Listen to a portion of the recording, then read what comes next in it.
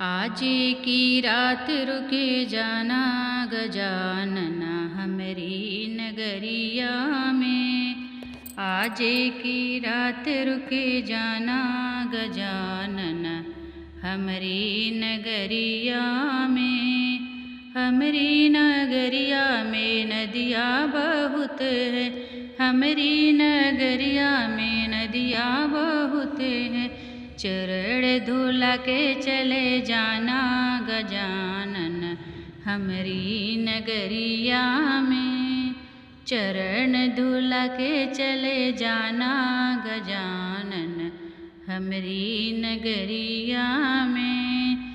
आज की रात रुके जाना गजानन हमरी नगरिया में। हमरी नगरिया में बागा बहुत है, हमरी नगरिया में बाग बहुत है। माला पहन चले जाना गजानन हमरी नगरिया में। माला पहन चले जाना गजानन हमरी नगरिया में।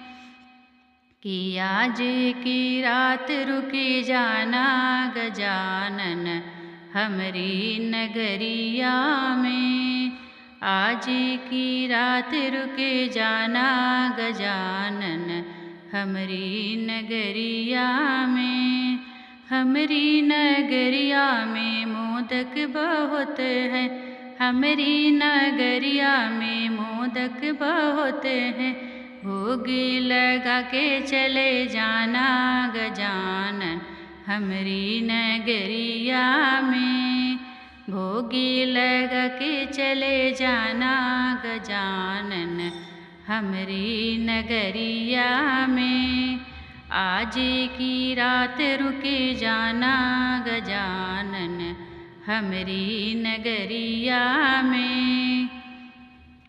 हमरी नगरिया में भक्त बहुत हैं, हमरी नगरिया में भक्त बहुत हैं। हरि भजन सुन के चले जाना गजानन हमरी नगरिया में। हरि भजन सुन के चले जाना गजानन हमरी नगरिया में। आज की रात रुके जाना गजानन हमरी नगरिया में। आज की रात रुके जाना गजानन हमरी नगरिया में। आज की रात रुक जाना गजानन हमरी नगरिया में।